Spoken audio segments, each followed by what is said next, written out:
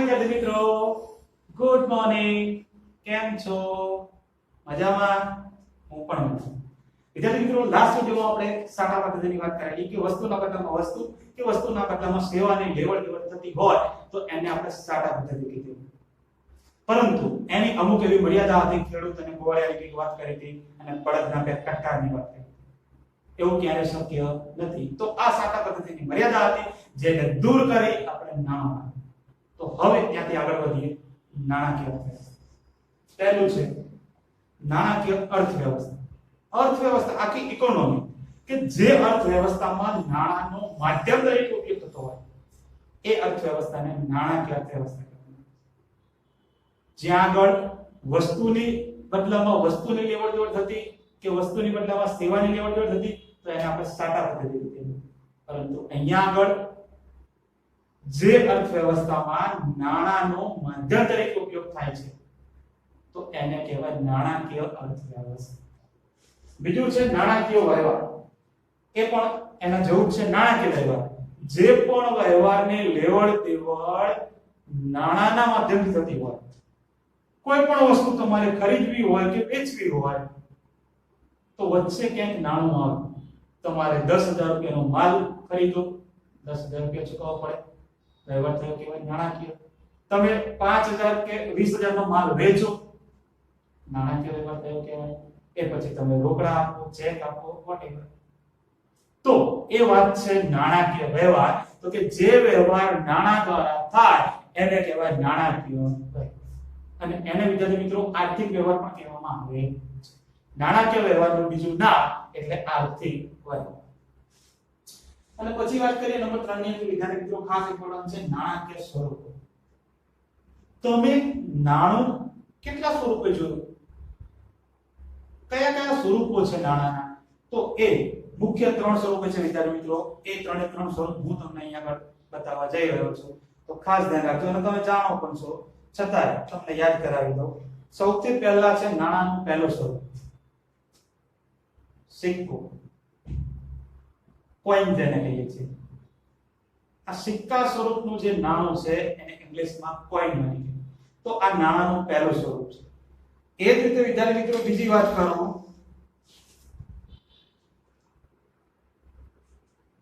કાગળ. 10 ની નોટ, 20 ની નોટ, 100 ની નોટ, કોઈ પણ નોટ. તો આ નોટ કેવા સ્વરૂપે છે? કાગળ સ્વરૂપે છે. તો આ નાણાનું બીજું સ્વરૂપ છે જેને કાગદી નાણું કહેવામાં આવે છે, પેપર મની. અને ત્રીજું અત્યારનું લેટેસ્ટ, આપ સૌ જાણો છો એમ, કાર્ડ છે. ડેબિટ કાર્ડ હોય, ક્રેડિટ કાર્ડ હોય, એટીએમ કાર્ડ હોય. તો આ કાર્ડ સ્વરૂપનું જે નાણું છે એને પ્લાસ્ટિક મની કહેવામાં આવે છે. તો મુખ્યત્વે આ નાણાના 3 સ્વરૂપો છે. ખાસ ધ્યાન રાખજો. સૌથી પહેલું સ્વરૂપ આપણે નાણાનું જોયું. પહેલા સ્વરૂપમાં શું હતું? તો કે સિક્કો, જેને ઇંગ્લિશમાં શું કહેવાય? તો કે કોઈન મની. બીજું સ્વરૂપ કયું હતું નાણાનું? તો કે કાગળ સ્વરૂપ, એટલે કે કાગદી નાણું જેને કહેવાય.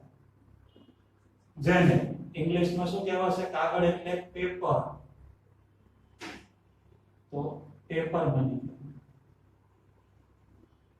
અને નંબર 3 ની અંદર ત્રીજું સ્વરૂપ જોયું આપણે, પ્લાસ્ટિક સ્વરૂપ, કે જેને કાર્ડ સ્વરૂપ કહેવાય. અને ઇંગ્લિશમાં એને પ્લાસ્ટિક મની.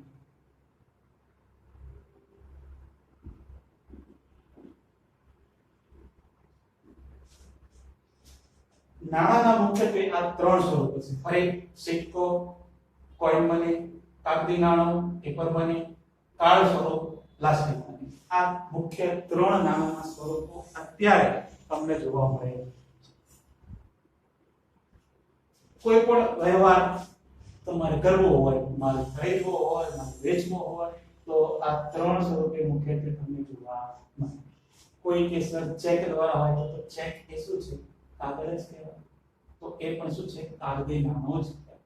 તો મુખ્યત્વે આ 3 સ્વરૂપો છે નાણાના, કે તેના દ્વારા તમે કોઈ પણ વસ્તુની લેવડ દેવડ કરી શકો. તો વિદ્યાર્થી મિત્રો, તમારે લેવડ દેવડ કરવી હશે, વેપારી છે, ગ્રાહકને માલ વેચશે, રૂપિયા આવશે. હવે એ રૂપિયાનું શું કરશે? માની લો કોઈ વેપારી છે, એને માલ વેચ્યો ગ્રાહકને, તો વેપારી પાસે રૂપિયા આવ્યા. હવે એ જ રૂપિયાનો પાછો એ જથ્થાબંધ વેપારી પાસેથી માલ ખરીદવાનો, મોટા વેપારી પાસેથી, ઉત્પાદક પાસેથી એ માલ ખરીદશે, એટલે વળી પાછા વેપારી પાસેથી રૂપિયા શું થવાના? જવાના, રૂપિયા ચૂકવવા પડવાના. તો ફરી ધ્યાન રાખજો, ખાસ વિદ્યાર્થી મિત્રો, તમારી પાસે વસ્તુ હશે, વેપારી છો, વસ્તુ વેચશો, રૂપિયા આવશે. એ જ રૂપિયાના મદદથી તમે વળી પાછા વસ્તુ ખરીદશો એટલે રૂપિયા જશે. તો વસ્તુ એ નાણું ખરીદે છે અને નાણું એ વળી પાછી વસ્તુ ખરીદે છે. વળી ખબર વિદ્યાર્થી મિત્રો? છતાંય એને ધ્યાન રાખો, કોઈ વેપારી છે, એ વેપારી વસ્તુનું વેચાણ કરે છે, તો અહીંયા આગળ લખું છું કે વસ્તુનું વેચાણ. વેપારી આ વસ્તુ કોઈ પણ ગ્રાહકને વેચાણ કરશે તો એને શું મળશે? નાણાં મળે.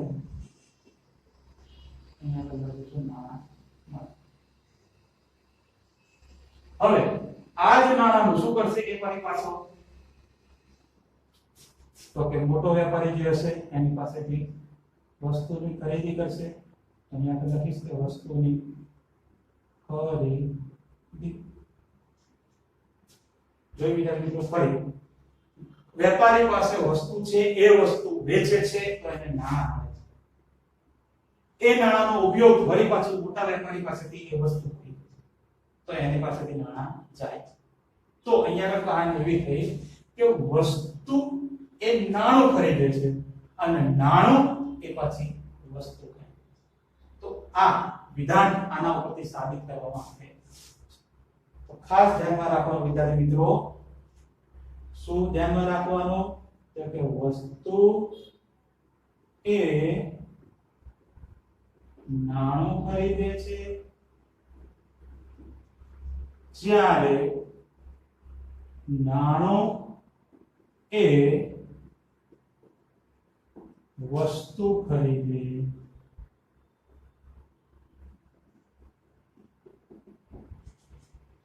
આ વિધાન તમારે ખાસ યાદ રાખવાનું. કઈ રીતે આવે છે? ફરીથી વસ્તુ વેચાણ કરો, નાણાં મળે, એ જ નાણાં દ્વારા વસ્તુની ખરીદી કરો. માટે કહેવામાં આવે છે કે વસ્તુ એ નાણું ખરીદે છે જ્યારે નાણું એ વસ્તુ ખરીદે છે. તો વિદ્યાર્થી મિત્રો, નાણાં પરથી તમને બધી જ વ્યવહાર ખબર પડી ગઈ. નાણાકીય અર્થવ્યવસ્થા શું છે, નાણાકીય વ્યવહાર શું છે, નાણાંના કયા કયા સ્વરૂપો છે અને કઈ રીતે વસ્તુ એ નાણું ખરીદે છે, નાણું એ વસ્તુ ખરીદે છે. હવે વસ્તુની ખરીદ વેચાણની વાત થઈ એટલે હિસાબો વચ્ચે આવવાના, હિસાબો રાખવા પડવાના. તો હિસાબો એ શું છે એ તમારે વિચારવાનું છે. એક જ કોને હિસાબો કહેવાય, હિસાબો કઈ રીતે લખાય, એ હિસાબ શું છે એ તમારે વિચારવાનું છે. તો વિચારો ફટાફટ કે હિસાબો કોને કહેવાય. હા, તો વિદ્યાર્થી મિત્રો, તમે વિચારી લીધું છે કે હિસાબો કોને કહેવાય. તમારો વિચાર તમારી પાસે રાખો, મને સંભળાશે નહીં. હા, અને જે વિદ્યાર્થીઓ નથી વિચાર્યું એમને હું સમજાવું એટલે ઓટોમેટિક આવી જશે. તો ફોર એક્ઝામ્પલ વિદ્યાર્થી મિત્રો, કે અહીંયાથી કોઈ વેપારીએ બીજા રાજ્યમાંથી માલ મંગાવ્યો છે 50,000 રૂપિયા. કોઈ વેપારીએ બીજા રાજ્યમાંથી 50,000 રૂપિયાનો માલ મંગાવ્યો. હવે ત્યાંથી આપણા ધંધા સુધી લાવવા માટે 5,000 રૂપિયાનો ખર્ચો થાય છે વાહન વ્યવહારનો. માલને ત્યાંથી તો આપણા રાજ્યમાં આપણા ધંધા સુધી તો લાવવો પડે, તો એનો ખર્ચો થાય છે 5,000 રૂપિયા. હવે એ વેપારી ગ્રાહકને માલ વેચે છે, તો ગ્રાહકને માલ માની લઈએ કે 60,000 રૂપિયામાં વેચે છે. તો હવે તમારે વિચારવાનું એ છે કે એ વેપારીને આવક કેટલાની થાય છે અને ખર્ચો કેટલાનો થાય છે. માલ મંગાવ્યો તો 50,000 રૂપિયાનો, બીજો ખર્ચો થયો તો વાહન વ્યવહારનો 5,000 રૂપિયા. એટલે ટોટલ ખર્ચો કેટલો થયો કહેવાય? 55,000 રૂપિયાનો ખર્ચો થયો કહેવાય. અને હવે એ માલ ગ્રાહકને કેટલામાં વેચ્યો? 60,000 રૂપિયામાં, તો એની આવક કેટલાની થઈ કહેવાય? 60,000 રૂપિયાની આવક થઈ છે 60,000 રૂપિયાની, ખર્ચો થયો છે 55,000 રૂપિયાનો. તો તમને ખબર પડે કે એ વેપારીનો નફો કેટલો થયો કહેવાય? 5,000 રૂપિયાનો નફો થયો કહેવાય. 55,000 નો ખર્ચો 60,000 માં વેચ્યો. 60,000 માંથી 55,000 માઈનસ કરીએ તો 5,000 રૂપિયા બેઠા એને મળ્યા કહેવાય. તો વિદ્યાર્થી મિત્રો, આ જે વ્યવહાર થયો આખે આખો, એની એક પ્રકારની વ્યવસ્થિત નોંધ, એને કહેવાય હિસાબ. તો જોઈ લઈએ વિદ્યાર્થી મિત્રો હિસાબોની વ્યાખ્યા. હિસાબોને શું કહેવામાં આવે છે? કે સામાન્ય અર્થમાં હિસાબો એટલે કે આવક અને ખર્ચની. બોલો, આવડે વિદ્યાર્થી મિત્રો? સરસ. ફરી હિસાબો કોને કહેવામાં આવે છે? સામાન્ય અર્થમાં હિસાબો એટલે કે આવક અને ખર્ચની નોંધ, એને હિસાબો કહેવામાં આવે છે. પરંતુ વિદ્યાર્થી મિત્રો, આ હિસાબો લખવાનું મહત્વ ક્યારથી વધતું ગયું? તો એની પણ વાત કરી લઈએ. તો હિસાબો લખવાનું મહત્વ જે છે, સૌથી પહેલા તો સાટા પદ્ધતિ હતી, ત્યાર પછી આપણે નાણાકીય અર્થવ્યવસ્થામાં ભણ્યા, પછી જેમ જેમ દિવસો વધતા ગયા, દિવસો વીતતા ગયા, એ રીતે બ્રિટનની અંદર ઔદ્યોગિક ક્રાંતિ થઈ ગઈ, આ ભણે. અને ઔદ્યોગિક ક્રાંતિને લીધે ધંધા અને વેપારનું વિસ્તરણ થયું. ધંધા અને વેપાર વધવા લાગ્યા, ધંધા અને વેપારનો વિકાસ થવા લાગ્યો. અને ધંધા અને વેપારના વિકાસની સાથે જ હિસાબો પણ લખવા પડે. કારણ કે ધંધાની અંદર તો આવા રોજે રોજ વ્યવહાર થતો હોય, અનેક વ્યવહારો થતા હોય, તો અહીંયાને યાદ કઈ રીતે રાખવા? મગજમાં તો ફિટ કરી શકાય નહીં. તો એ હિસાબોને લખવા પડે ચોપડાની અંદર કે પછી કોમ્પ્યુટરની અંદર. ત્યારથી હિસાબો લખવાનું મહત્વ છે એ દિવસે ને દિવસે વધતું જાય. તો ઇન શોર્ટમાં અહીંયા આગળ લખું છું કે હિસાબો એટલે, તમારે યાદ રાખવાનું કે હિસાબો એટલે નામ. હિસાબોને શોર્ટમાં શું કહેવાય? નામ. હિસાબો એટલે જ નામ. અને માટે હિસાબી પદ્ધતિ એટલે, હિસાબ એટલે શું? નામ. અને હિસાબી પદ્ધતિ એટલે કે નામા પદ્ધતિ. તો આ છે વિદ્યાર્થી મિત્રો હિસાબો એટલે નામો, હિસાબી પદ્ધતિ એટલે નામા પદ્ધતિ. તો હવે એ પણ આપણે વાત કરી લઈએ કે આ હિસાબી પદ્ધતિ જે છે, નામા પદ્ધતિ જે છે, એ તો તમને ખબર પડી ગઈ કે શું છે? એ હિસાબો લખવાના છે, આવક અને ખર્ચાની વ્યવસ્થિત નોંધ કરવાની છે. પરંતુ ભૂતકાળમાં આની શરૂઆત કોણે કરી હશે? એવો પણ પ્રશ્ન થતો હોય મનમાં. તો એનું પણ સોલ્યુશન આપણે લઈ લઈએ કે આની ભૂતકાળમાં શોધ કોને કરી હતી? ભારતમાંથી કોણે કરી હતી? અથવા તો વિદેશમાં કરી, તો વિદેશમાં કોણે કરી? એના પણ બે પ્રશ્નો છે વિદ્યાર્થી મિત્રો, એ પણ જોઈ લઈએ.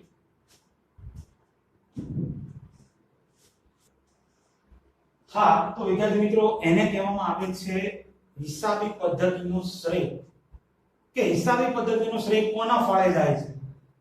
એની શરૂઆત કોણે કરી હતી એની. તો વિદ્યાર્થી મિત્રો હિસાબી પદ્ધતિનો જે શ્રેય છે એમાં બે ભાગ પડેલા છે, એક ભારત તરફથી અને બીજું અન્ય દેશો, પશ્ચિમના દેશો તરફથી. તો વાત કરીએ ભારત દેશના, તો ભારતના જે ઇતિહાસકારો છે એ એમના મતે એવું માને છે કે હિસાબી પદ્ધતિની જે શરૂઆત છે એનો શ્રેય છે એ ચાણક્યને જાય છે. કારણ કે ચાણક્યએ પોતાના પુસ્તકમાં હિસાબો લખવાની વાત કરેલી છે. ખેતી વિષયક આંકડા હોય, વસ્તી વિષયક આંકડા હોય, આ તમામ આંકડા ચાણક્યએ પોતાના અર્થશાસ્ત્રની અંદર લખેલા છે. માટે હિસાબી પદ્ધતિનો શ્રેય ભારતના ઇતિહાસકારોના મતે ચાણક્યને જાય છે. અને પશ્ચિમના એટલે કે અન્ય દેશના જે પણ ઇતિહાસકારો છે એ પશ્ચિમના ઇતિહાસકારોના મતે હિસાબી પદ્ધતિનો જે શ્રેય છે એ ઇટાલીના પાદરી શ્રી લ્યુકા પેસિઓલીના ફાળે જાય છે. હા, તો વિદ્યાર્થી મિત્રો તમારે યાદ રાખવાનું, બે રીતે હિસાબી પદ્ધતિનો શ્રેય પૂછાયો હોય તો બે વસ્તુ યાદ રાખવાની, ભારત તરફથી અને પશ્ચિમના ઇતિહાસકારોના મતે.